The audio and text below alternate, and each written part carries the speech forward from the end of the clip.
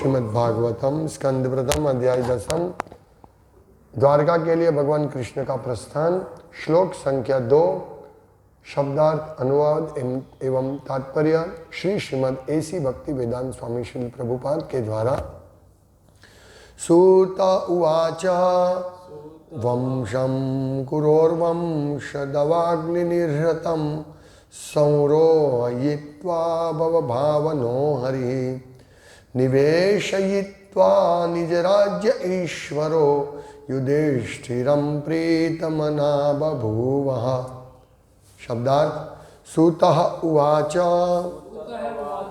सूत गोस्वामी ने उत्तर दिया। वंशम, वंश, कुरोह, राजा कुरु का, वंशदव अग्नि, बांसों से लगने वाली जंगल की आग, निर्हतम, निःशेष, दग्ध, संरोहयित्वा, वंश की पौध, भवभावन, सृष्टि के पालक, हरि भगवान श्री कृष्ण, निवेशयित्वा, पुनः स्थापित करके, निज राज्य, अपने राज्य में, ईश्वर, परमेश्वर, युधिष्ठिरम, महाराज युधिष्ठिर को, प्रीतमनः, अपने मन में प्रसन्न, बभूवः, हुए। अनुवाद, सूत गोस्वामी ने कहा, विश्व के पालन करता भगवान श्री कृष्ण महाराज युधिष्ठिर को उनके साम्राज्य में पुनः प्रस्थापित करके एवं क्रोध की दावाग्नि से विनष्ट हुए कुरुवंश को पुनरुज्जीवित करके अत्यंत प्रसन्न हुए। तात्पर्य, इस संसार की तुलना उस दावाग्नि से के साथ की जाती है जो बांस की झाड़ियों में घर्षण से उत्पन्न होती है। ऐसी दावाग्नि स्वतः लगती है क्योंकि बांसों में घर्षण बाह्य कारण के बिना होता है। इस प्रकार इस संसार में जो लोग प्रकृति पर प्रभुत्व जताना चाहते हैं उनके क्रोध से युद्ध की अग्नि भड़कती है जिससे अवांछित प्रजा समाप्त हो जाती है। ऐसी अग्नियां या युद्ध भड़कते रहते हैं और भगवान को उनसे कुछ लेना देना नहीं होता। लेकिन चूंकि वे सृष्टि का पालन करना चाहते हैं, अतएव वे चाहते हैं कि जन समूह आत्म साक्षात्कार के सत्य पथ पर चले जिससे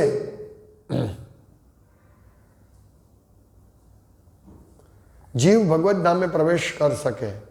प्रभु चाहते हैं कि कष्ट भोगने वाले मनुष्य भगवत धाम उनके पास वापस आ जाए और तीनों भौतिक तापों से मुक्त हो जाए। सृष्टि की सारी योजना यही प्रयोजन के लिए बनाई गई है। लेकिन जो चेतता नहीं वह भगवान की माया शक्ति द्वारा दिए गए कष्टों को इस संसार में भोगता है। अतएव भगवान चाहते हैं कि उनके प्रामाणिक प्रतिनिधि ही संसार पर शासन चलाए। भगवान श्री कृष्ण का अवतार ऐसे राज्य की स्थापना करने तथा ऐसे अवांछित व्यक्तियों का वध करने के लिए हुआ जिनको उनकी योजना से कुछ सरोकार नहीं रहता। कुरुक्षेत्र का युद्ध भगवान की योजना के अनुसार लड़ा गया था जिससे अवांछित लोगों का सफाया हो जाए और उनके भक्त के अधीन शांतिपूर्ण साम्राज्य की स्थापना हो। अतएव जब राजा युधिष्ठिर सिंहासन पर बैठे तथा कुरुवंश की पौध यानी अंकुर महाराज परीक्षित के रूप में बच गई तो भगवान परम प्रसन्न हुए। तो यहाँ दो बात है जो हम हर रोज गाते हैं। संसार दावा नललीढ़ लोका त्रणाय कारुण्य घना घनत्वम प्राप्तस्य कल्याण गुणान नवस्य वंदे गुरु श्री चरणारविंदम। प्रभुपाद लिखते हैं ये जो कुरुवंश में दावाग्नि हुआ, कुरुवंश को विनष्ट करने के लिए, क्रोध का दावाग्नि, तो प्रभुपाद ऐसे ही समझाते हैं कि ये जो बांस होते हैं, बांस का जंगल, ये संसार की तुलना बांस के जंगल से की गई है, दावाग्नि से की जाती है संसार की तुलना, संसार दावा नल। और ये दावानल जो लगता है, कैसे लगता है, बांस का जंगल होता है, प्रभुपाद कहते हैं बांस की झाड़ियों में घर्षण उत्पन्न होती है और इससे दावानल लगता है, बाकी और कोई कारण नहीं है। दावाग्नि उसके साथ जो बांस होते हैं ना, तो बांस का घर्षण होता है, लेकिन बांस का घर्षण कैसे होता है, उसका कोई कारण नहीं होता है। प्रभुपाद समझाते हैं क्योंकि बांसों में घर्षण बाह्य कारण के बिना होता है।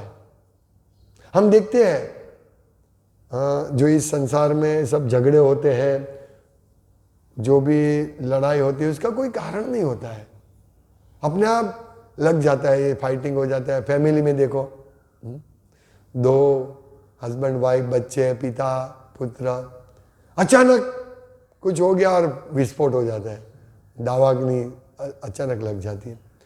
तो ये संसार की तुलना ही ऐसे है कि बिना कोई कारण ये संसार में आग लग जाती है। तो ये आग, हम जैसे आग लगती है तो कोई कारण ढूंढते कि किस कारण से, चलो देखे शॉर्ट सर्किट से आग लगी है, या कुछ दिया से आग लगी है, चूहा ने अगरबत्ती से आग लगी है, इस प्रकार कोई कारण रहता है। लेकिन यहां कोई कारण नहीं है, दावाग्नि अपने आप लग जाती है। तो इसका जो हम इस जगत में आए हैं, तो इस जगत में प्रभुत्व जताने आए हैं और प्रकृति के ऊपर हम प्रभुत्व जताना चाहते हैं, मेरा है और मैं इसका मालिक हूं। प्रभुत्व यानी मालिक, तो हम ये प्रकृति के ऊपर अपना प्रभुत्व जताना चाहते हैं और हमको तो प्रभुत्व मिलेगा नहीं। जैसे एक पति घर पे आता है, पत्नी को पास इच्छा रहती है कुछ न कुछ, पत्नी उसकी इच्छा के हिसाब से नहीं करता है तो भड़क जाता है, गुस्सा आ जाता है। मैं तुम्हारा स्वामी हूं और मेरा इतना काम नहीं किया तुमने, भड़क जाते हैं। ऐसे ही जीव इस भौतिक जगत में आता है प्रकृति के ऊपर प्रभुत्व जताने के लिए, वो सोचता है सब मेरा है, मैं जो बोलूं वही होना चाहिए। तो ये प्रभुत्व जताने की वजह से उनको क्रोध आता है और वो क्रोधाग्नि जो भड़कता है उसी में पूरा उनका संसार विनष्ट हो जाता है, पूरा संसार विनष्ट हो जाता है। और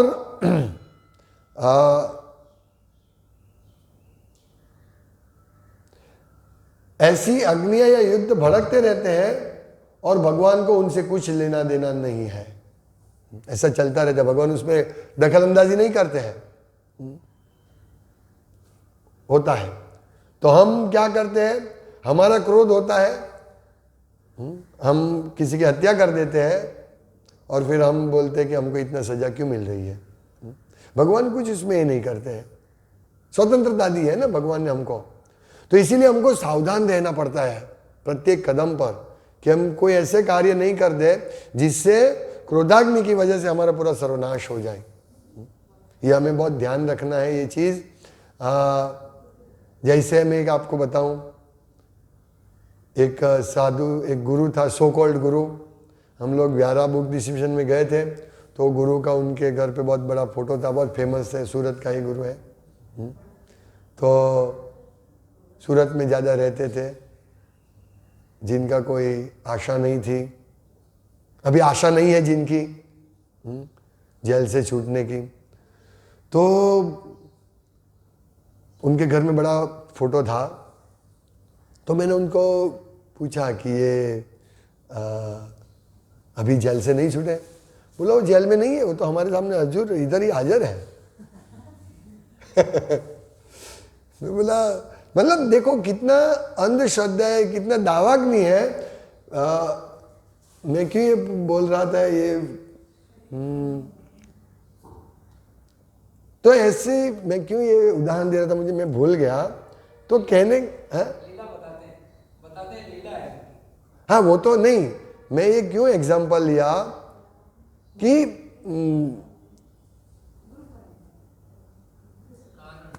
मैं भूल गया क्यों ये एग्जाम्पल दिया, क्योंकि हाँ भगवान ने हमको स्वतंत्रता दी है, लेकिन ऐसे गुरु आके पूरा स्पॉइल कर देते हैं, पूरा स्पॉइल, सो कॉल्ड गुरु जो जानते नहीं है कि जीवन का लक्ष्य क्या है। जैसे हमने परसों पढ़ा था, देखा था कि गुरु, पिता, पति और देव, ये चारों का बहुत बड़ा उत्तरदायित्व है कि अपने आश्रितों को भगवत धाम ले जाए।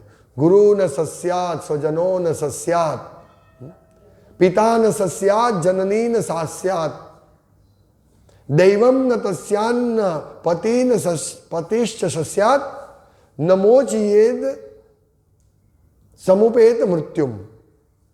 तो ये गुरु का, पति का, पिता का एक कर्तव्य है कि अपने आश्रितों को भगवत धाम पहुंचाए। उनको नहीं कि ये दावाग्नि में सड़े रहे।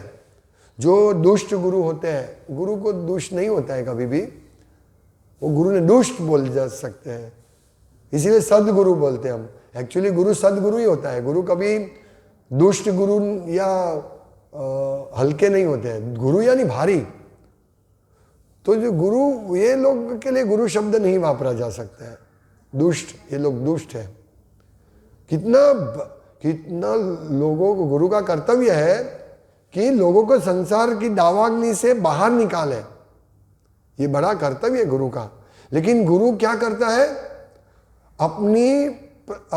अपनी इंद्रिय तृप्ति के लिए उसको कुछ आता जाता नहीं है और लोगों को और फंसाता है, और फंसाता है। अभी वो व्यक्ति ने बोला ये हमारा गुरु हाजुर है, तो क्या है, गुरु कैसे हाजिर होते हैं? गुरु कैसे हाजिर होते हैं? वो लोग क्या सोचते हैं कि हमारा पैसा मिलता है, हमने गुरु को मानता मानी, हम गुरु को मानते, इसीलिए हमारा संसार सुखी चल रहा है। यही उनकी परिभाषा है गुरु के करने की, और गुरु को प्राप्त करने की, और भक्ति करने की, यही उनकी परिभाषा है। उनके लिए भगवान कुछ नहीं है। तो इसीलिए ऐसे लोगों के ऊपर ऐसी अग्नियां या युद्ध भड़कते रहते और भगवान को उससे कुछ लेना देना नहीं है। ऐसे लोगों के साथ भगवान कुछ आदान प्रदान नहीं करते हैं। भगवान के साथ बात करनी है तो अर्जुन का अनुसरण करना पड़ेगा, सच्चे गुरु सदगुरु का अनुसरण करना पड़ेगा, दुष्टों का नहीं।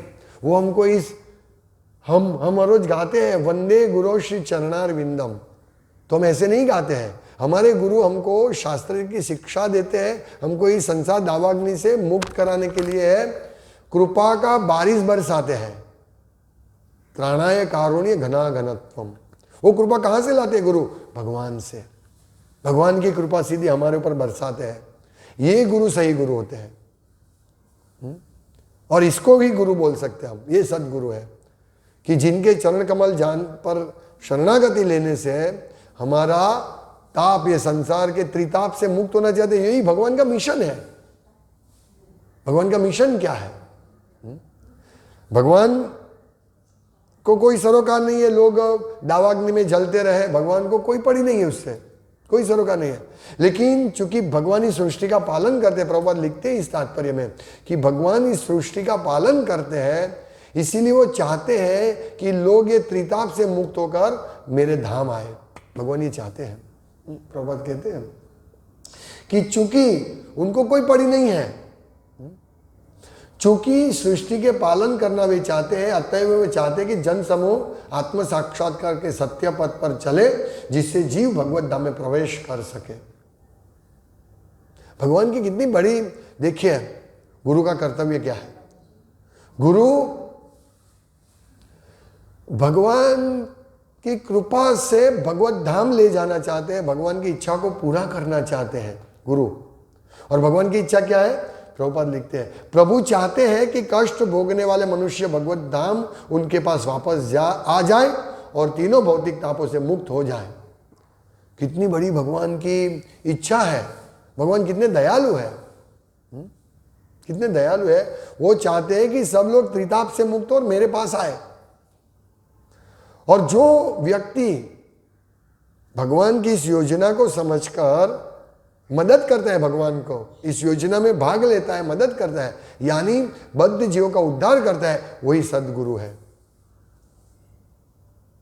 सद्गुरु ये है, नहीं कैसे दुष्ट आके है उनका बड़ा पिक्चर हमारे घर में आ जाए और वो लोग यही बोलते हैं कि गुरु ही भगवान है, भगवान की पूजा की आवश्यकता है, गुरु की पूजा करो।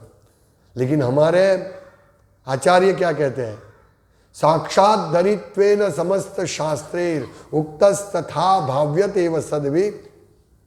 सभी शास्त्र कहते हैं, ये बात तो कहते हैं कि गुरु साक्षात, गुरु की पूजा साक्षात भगवान की पूजा की तरह करनी चाहिए। ये सभी शास्त्र भी कहते हैं, आचार्य भी कहते हैं। लेकिन किंतु प्रभोर्य प्रिय एव तस्य, क्यों? क्योंकि वो गुरु भगवान के अत्यंत प्रिय सेवक है। जो सच्चा सदगुरु है कभी ये नहीं बोलता है कि मैं ही भगवान हूं, गुरु ही भगवान, गुरु ब्रह्मा गुरु विष्णु गुरुर्देव महेश्वरा, गुरु ही सब देव है, गुरु ही भगवान ब्रह्मा है, गुरु तो मैं ही सब ब्रह्मा हूं, मैं ही विष्णु हूं। इसका मतलब ये नहीं है गुरु ब्रह्मा गुरु विष्णु, जो ऐसा लोग सोचते हैं कि गुरु ही ब्रह्मा है गुरु ही विष्णु है। नहीं, इसका अर्थ है कि गुरु ब्रह्मा के समान है, विष्णु के समान है, सभी देवताओं के, सभी देवताओं का प्रतिनिधित्व करते हैं, ब्रह्मा का, विष्णु का, महेश का। तो ये इतना साक्षात ऐसे गुरु का इतना ये होता है, कितना महान पद है गुरु का, कितनी जवाबदारी है कि वो इन सब देवताओं का, ब्रह्मा विष्णु महेश और सारे देवताओं एवं भगवान का, भगवान कृष्ण, उनका प्रतिनिधित्व। गुरु ब्रह्मा गुरु विष्णु गुरु देवो महेश्वरा, गुरु साक्षात परम ब्रह्म तस्मै श्री गुरुवे नमः। साक्षात परम ब्रह्म कैसे है? क्योंकि वो परम ब्रह्म को अपने हृदय में धारण करके वो जानता है कि मैं तो ये परम ब्रह्म का दास हूं, तो इस अर्थ में। लेकिन मायावादी लोग कहते हैं कि ये गुरु ही भगवान है, साक्षात पर ब्रह्म है। लेकिन हम जब गुरु का दर्शन, हम गुरु को भगवान से भी ज्यादा सम्मान दे सकते हैं, भगवान से भी ज्यादा, क्योंकि भगवान चाहते हैं, भगवान चाहते हैं, शिव जी कहते हैं। इसीलिए हम लोग गुरु को भगवान जितना या भगवान से भी विशेष पूजा सेवा करते हैं। यही शिष्य भी जानते हैं और गुरु भी जानते हैं कि गुरु भगवान का एक दास है, वो कभी भी भगवान समान भगवान नहीं है। लेकिन ये सब चीज नहीं, ये जो दुष्ट होते हैं वो क्या पहली लाइन पढ़ेंगे कि साक्षात धरित्वेन समस्त शास्त्रे, सभी शास्त्र कहते हैं, उक्तस तथा भाव्यते व सद्भि। आचार्य भी कहते हैं ये कि गुरु भगवान से भी ज्यादा पूजनीय है, भगवान के समान गुरु की पूजा करनी चाहिए। लेकिन दूसरी लाइन नहीं बोलते, किंतु प्रभोर्यः प्रिय एव तस्य। यही है दुष्ट और सदगुरु में डिफरेंस, कि सदगुरु, जैसे मैंने आगे भी बताया, प्रभुपाद को पूछा कि आप भगवान के दास है? नहीं, आप पहले जब आप भगवान है, बोला नहीं मैं भगवान का दास हूं। फिर थोड़ी देर का बोले नहीं मैं भगवान के दास के दास के दास के दास का दास हूं। यह है गुरु की सच्ची पहचान, यही सच्चा गुरु है जो कभी नहीं बोलता कि मैं भगवान हूं। जो ऐसा बोलता है भगवान है, वो he is not God, he is dog. GOD God नहीं है, वो डीओजी डॉग है, कुत्ता है जो ऐसा बोलता है। और ऐसे कुत्ते का घर में फोटो लगा के उसको हार पहनाना और ऐसा सोचना है ये कुत्ता अभी भी मेरे पास है, ये हमको इस भौतिक जगत में फंसा के रखेगा। हम लोग, और लोग चाहते हैं फंसना। कल हम एक दुकान में गए, बहुत सब भव्य दुकानें थी, वो सब प्रकृति को भोगना चाहते हैं। उनके पास समय नहीं है भगवत गीता लेने का, भगवत गीता पढ़ने का, भगवत गीता का वितरण करने का, कृष्ण को याद करने का समय नहीं है। इसीलिए प्रभुपाद कहते हैं इस प्रकार इस संसार में जो लोग प्रकृति के ऊपर प्रभुत्व जताना चाहते हैं, उनके क्रोध से युद्ध की अग्नि भड़कती है, जिससे अवांछित प्रजा समाप्त हो जाती है। तो उनका क्रोध होता है। ये जो कुरुक्षेत्र में युद्ध हुआ, तो ये युद्ध दो कारण से हुआ, एक तो अवांछित प्रजा की समाप्ति करने के लिए, और इसीलिए भगवान इस लोगों को निमित्त बना दिया, मैं युद्ध करूंगा और कोई उपाय नहीं है। ये भक्त लोग, शुद्ध भक्त, पांडवों ने तो बोला भाई युद्ध नहीं करना है, हमको शांति से हमको 5 गांव दे दो ना, नहीं क्यों युद्ध करना है हमको। लेकिन क्रोधाग्नि भड़का, युद्ध करना है अंत तक। मतलब युद्ध शुरू होने से पहले जब धृतराष्ट्र उवाच धर्म क्षेत्रे कुरुक्षेत्र समवेता युयुत्सव मामका पांडवाश्चैव किम कुर्वत अर्जुन, किम कुर्वत संजय। हे संजय, कुरुक्षेत्र की धर्म भूमि, युद्ध भूमि, धर्म भूमि में इकट्ठे हुए मेरे पुत्र कुरु, उसको बोलते कुरु वंश के पुत्र, और पांडव को अलग कर दिया। पांडवों ने क्या किया? प्रभुपाद प्रवचन में भी इस ये कहते हैं कि ये प्रश्न पूछने का अर्थ क्या है। उनको ऐसे डाउट था कि ये धर्म भूमि है तो मेरे और पांडवों के, मेरे पुत्र और पांडव धर्मात्मा थे और धर्म भूमि है तो समाधान तो नहीं कर देंगे ना, क्योंकि उसको ऐसा था कि समाधान होगा तो उनको कुछ देना पड़ेगा राज्य। लेकिन वो चाहते थे कि राज्य मेरा पुत्र ही करे अंत तक, कि भाई समाधान नहीं होना चाहिए। और ये सुनाते हैं भगवत गीता, सुनते हैं, और उसमें संजय हिंट देते पहले अध्याय में कि विजय तो देखो पांडवों का होगा क्योंकि कृष्ण उसके पक्ष में है। ये हिंट दे देते हैं, प्रभुपाद पहले ही श्लोक से बताते हैं। तो ऐसे लोग की क्रोधाग्नि की वजह से ये युद्ध होता है और अवांछित प्रजा दूर हो जाती है। ऐसे भगवान की योजना होती है। तो जब धर्म की ग्लानि ऐसे लोगों से होती है जो प्रकृति पर प्रभुत्व जताना चाहते हैं, बड़ा बड़ा एसी मॉल में बड़ा दुकान, बहुत बड़ा दुकान, उसको मेंटेन करना किसके लिए? प्रकृति के पर प्रभुत्व जताने के लिए। देखो मैं इस बड़ी दुकान का मालिक हूं, लेकिन भगवान मालिक नहीं है, मालिक तो मैं हूं। या कोई देव देवता का फोटो लगा देंगे। ऐसे बहुत दुर्लभ है ऐसे लोग जो इस संसार दावाग्नि से निकलना चाहते हैं। इसीलिए भगवान के भक्त जाते हैं भगवान की इस योजना को पार करने के लिए। ये भगवान चाहते हैं कि बद्ध जीव इस त्रिताप से मुक्त हो जाए और मेरे पास आए। इसीलिए सदगुरु भक्त जाते हैं, भाई हम लोग आपके लिए महान उपदेश संदेश लेके आए हैं, आपको संसार की दावाग्नि की छुड़ाने के लिए आए हैं, आप लीजिए भगवद गीता। इसीलिए जाते हैं भक्त लोग। और भक्त की कृपा से, भगवान की कृपा से, भक्त की दया का प्रदर्शन से बहुत सारे लोग इस जन्म मृत्यु के चक्र से छूटेंगे।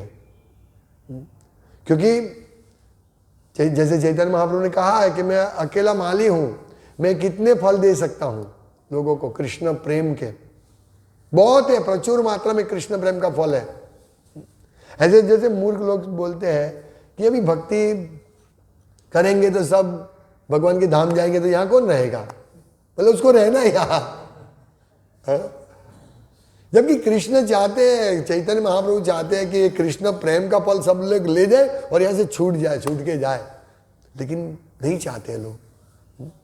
ऐसे दुष्ट आ जाते हैं, सॉरी क्षमा, गुरु शब्द दुष्ट के लिए नहीं है, दुष्ट आ जाते हैं और अपने सो कॉल्ड अनुयायी को पूरा नरक में ले जाते हैं। ऐसे ये पुष्टि मार्ग के वल्लभाचार्य, वो एक बार गोवर्धन परिक्रमा कर रहे थे अपने शिष्यों के साथ, तो उन्होंने देखा कि एक सांप के ऊपर सब चींटियां काट रही है सांप को।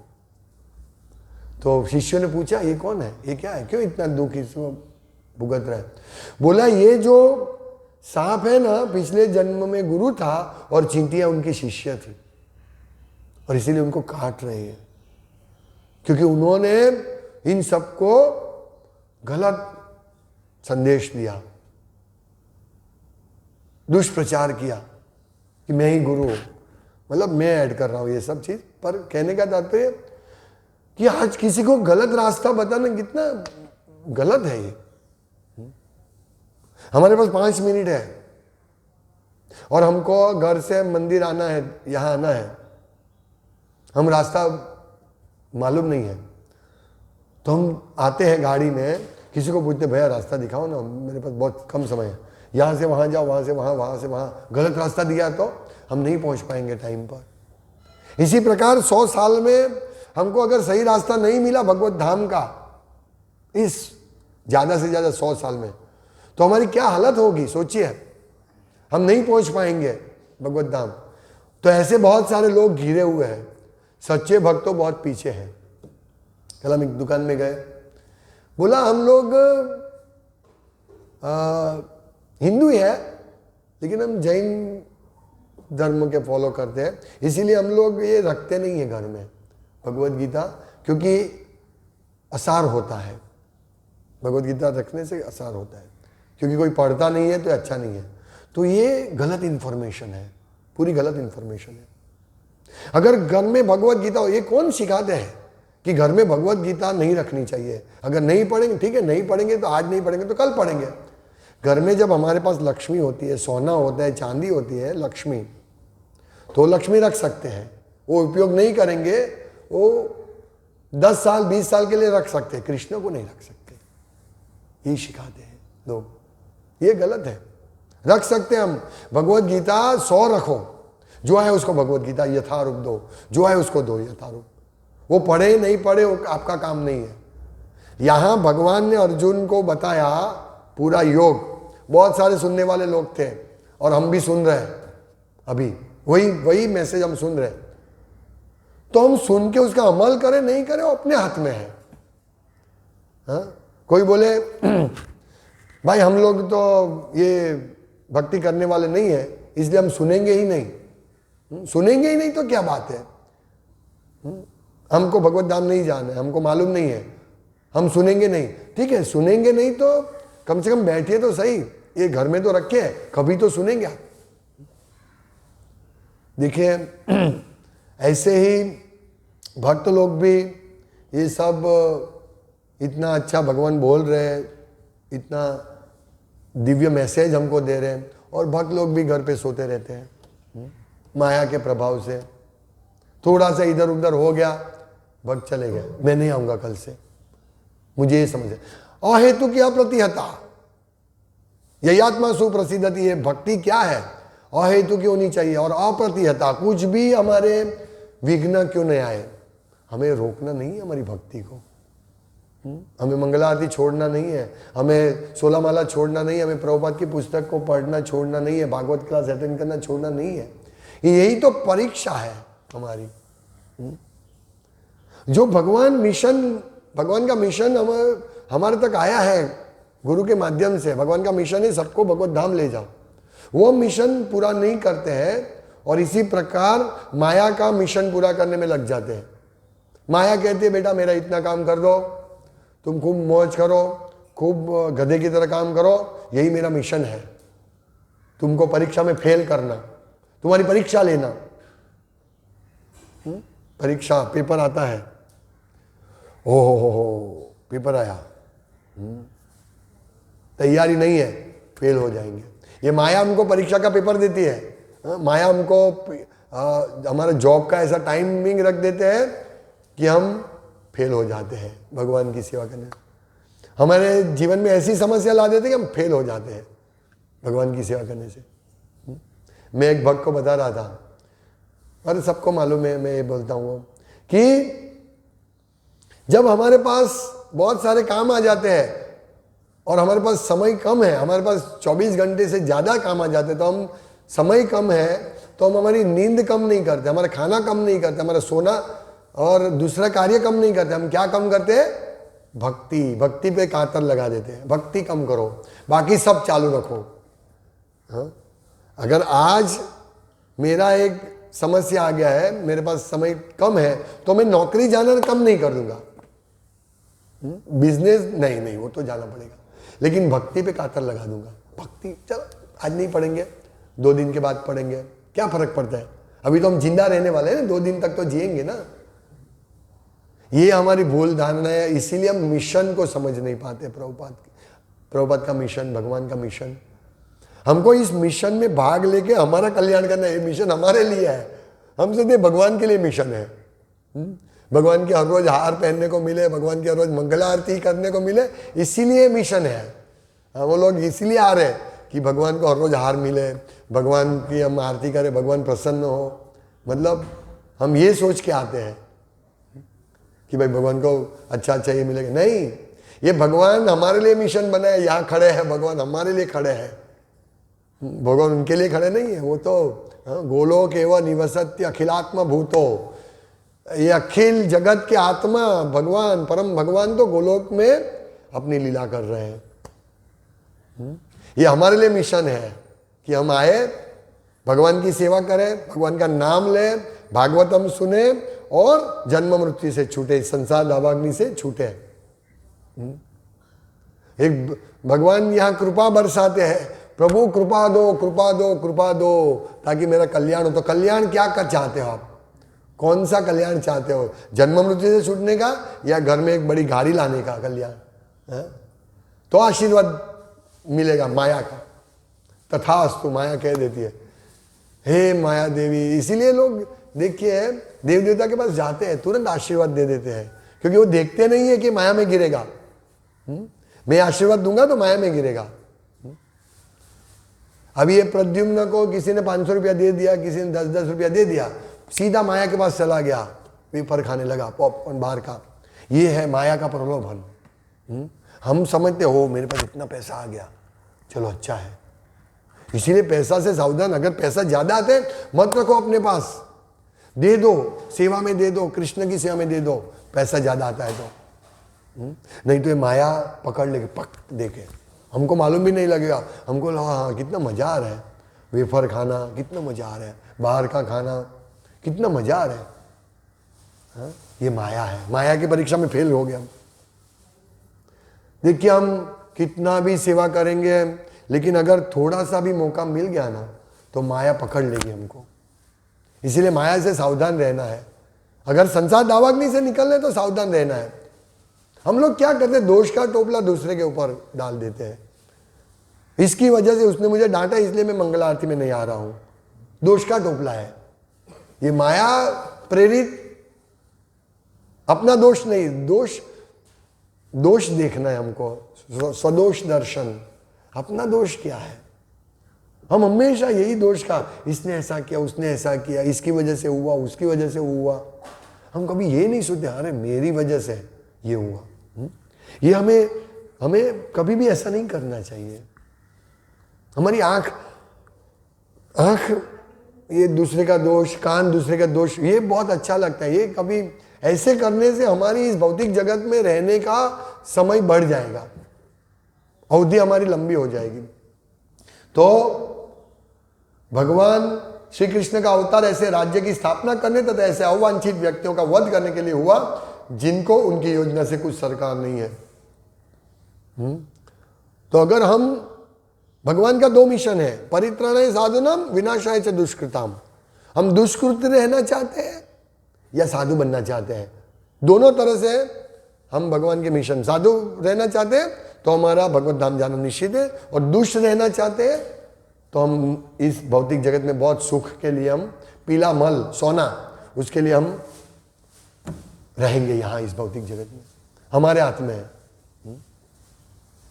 क्या करना चाहते हैं हम। स्वतंत्रता हमारे पास है कि हम दूसरे का दोष, दूसरे का ये देखकर हम अपना जीवन को बर्बाद करना चाहते हैं, प्रकृति पे प्रभुत्व जताना चाहते हैं, या भगवत धाम जाना चाहते हैं, ये हमारे हाथ में है। और हम देखते हैं बड़े बड़े बिल्डिंग, बड़े बड़े ऑफिस जाते ही हम देखते हैं क्या करेगा इतना बड़ा, एक कोने में वो बैठेगा, पूरा बड़ा ऑफिस, पूरा बड़ा घर, क्रिकेट मैदान जैसा अभी तो घर सब बनाते हैं, बहुत बड़ा घर में ही पार्किंग हो जाती, इतना बड़ा घर बनाना चाहते। ये क्या है? प्रभुत्व, प्रकृति के ऊपर प्रभुत्व। सोचते नहीं है, थोड़ा भी सोचते नहीं है। बोलते हैं मेरा नौकरी है, ये है वो है, क्या करेंगे, इतना घर बनाएंगे, फिर क्या, फिर क्या, फिर क्या, सोचते नहीं है। चलो मैंने इतना घर बना लिया, फिर क्या, कुछ नहीं, अब इस घर को मेंटेन करो। यही है इस भौतिक जगत में ज्यादा समय रहने का हमारी योजना। इस भौतिक जगत से निकलो, भगवान की योजना को समझो और भगवान की योजना में भाग लो। मरना है, कर्मी की तरह नहीं मरना है। काम काम काम काम, पैसा पैसा पैसा, ऐसे हमको नहीं मरना है। हमें भगवान के मिशन में, प्रभुपाद देखिए, श्रीमद् भागवतम का तात्पर्य बोलते बोलते बोलते भगवान ने प्रभुपाद ने अपना शरीर का त्याग किया। ये है मिशन प्रभुपाद का, कृष्ण का मिशन का सहयोग। आप देखिए वीडियो प्रभुपाद के अंतिम समय का, ये होना चाहिए। भीष्म देव का मिशन, भगवान का स्मरण करते हुए, भगवान का दर्शन करते हुए, भगवान की प्रार्थना करते हुए देह त्यागते हैं। हमको ये मिशन में देह त्याग करना। कुत्ता, ये कुत्ता मरता है कौन देखता है? कुत्ता मरता है कोई देखने जाता है? कोई नहीं देखने जाता है। मनुष्य मरता है तो लोग संभालते हैं, लेकिन क्या संभाल कर पाएंगे मनुष्य की? तो हमें मरना इस कुत्ते की तरह, पशु की तरह नहीं है। हमें मरना है भीष्मदेव की तरह, हमें मरना है प्रभुपाद की तरह। हमें ऐसा मरना है। तो ऐसा मरना है तो फिर ऐसा काम करना पड़ेगा।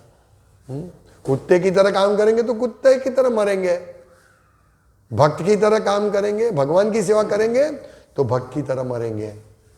हमारे हाथ में मिशन पूरा, लेकिन समय मालूम नहीं है, यही बड़ी दिक्कत है। परीक्षित महाराज को समय मालूम था, 7 दिन बस, हमें समय मालूम नहीं है। इसीलिए हम बिल्कुल बिंदास हो गए। हम तो जिएंगे और जिएंगे और जिएंगे और जिएंगे। मैं अभी बोल रहा हूं, लेकिन मैं भी ऐसा नहीं तुरंत मरूंगा, ऐसा दिमाग में नहीं है। मरूंगा और 15, 20, 25 साल तो जीऊंगा। इसीलिए हम लोग तीव्र भक्ति योग है ना, तीव्रता से भक्ति योग नहीं करते। मरने से पहले अभी ऐसा करना चाहिए। देखो हमको मालूम है कि हमको 1 साल के बाद हमारे घर पे शादी आने वाला है, तो हम क्या करते हैं, इकट्ठा करते पैसा। ऐसा नहीं शादी कल है और आज हम प्रभु पैसा दो ना, पैसा, ऐसे कोई करता है नहीं, तैयारी करता है। भाई शादी आने वाला है, खूब मेहनत करके पैसा कमाता है। तो ऐसे ही हम मृत्यु की तैयारी करें, पुण्य ले, सुकृति प्राप्त करें, हर रोज थोड़ा थोड़ा प्राप्त करके एक दिन हम तैयार हो जाएंगे परीक्षित महाराज की तरह। अभी तक्षक नाग को आने दो और उससे पहले ही देह त्याग कर लिया, मृत्यु आने से पहले। हमें ऐसा करना है, ये सब तैयारी, इसलिए इसको गंभीरता से लेना है। ये भागवत कथा करते, ये हमारी मृत्यु की तैयारी है। भागवत कथा मनोरंजन के लिए नहीं, भागवत कथा माया से बचने के लिए। इतना समय हम माया से बच रहे हैं। जैसे ही हम, प्रभुपाद कहते हैं कृष्ण की, या तो कृष्ण की सेवा करो या माया की सेवा करो। जैसे हम माया की सेवा करेंगे कृष्ण नहीं रहेंगे। जहां माया तहां, जहां कृष्ण तहां नहीं माया अधिकार। इसलिए कृष्ण को रखो अपने साथ, सतत सेवा में लगो। जो भी करो, पैसा कमाओ कृष्ण के लिए, खाओ कृष्ण के लिए। यद करोषि यद अश्नासि यद जोषि ददासि यद तपस्यसि कौन्ते तत्कुरुष्व मदार्पणम। जो भी तुम करते हो, जो भी खाते हो, जो भी तप करते हो, जो भी अर्पण कर, मुझे अर्पण करो। ये हमें सीखना है। हम कोई ऐसे वो लेवल पर नहीं है। हम तो अभी भागवतम सुनेंगे फिर भूल जाएंगे, आप भी भूल जाएंगे, मैं भी भूल जाऊंगा, क्या सुना था भागवतम, भूल जाएंगे। लेकिन धीरे धीरे इकट्ठा होता है। कम से कम ये आधा पौना 1 घंटा तो हम लोग सीखा, कुछ तो आया, मन में जाएगा, याद रहेगा नहीं रहेगा एक अलग बात है, लेकिन हमारा प्योरिफिकेशन होगा धीरे धीरे धीरे। क्योंकि दुष्ट मन है, काम क्रोध लोभ मोह मद मत्सर से घिरा हुआ मन है, तो ये सब निकलेगा तब पूरा संदेश जाएगा। लेकिन ये प्रोसेस से हमारा धीरे धीरे धीरे कम से कम 1 घंटा तो हम अगर हम घर पे होते तो ऐसा इतना तीव्रता से नहीं पढ़ते। कोई बीच में फ़ोन आ गया, कोई पेपर वाला आ गया, कोई न्यूज़ वाला आ गया, धोबी आ गया, ये आ गया, कुत्ता भौंकने लगा, पड़ोस की सीरियल चालू हो गई, कुछ ना कुछ रहता है। कम से कम ये तो टाइम हमारा इधर सेंटर पे तो इतना ये नहीं है। हरे कृष्ण। तो माया से निकलना, माया की छुट्टी, माया देवी हमको बचाओ, मतलब आपके शरण में कृष्ण के, आपके मालिक के शरण में ले जाऊंगा। ये मम माया दुरत्या है, भगवान की माया दुरत्या है, दुर्लंघ्य है, तो हमें बचना है। हरे कृष्ण। श्रीमद् भागवतम की जाय, श्रील प्रभुपाद की जाय।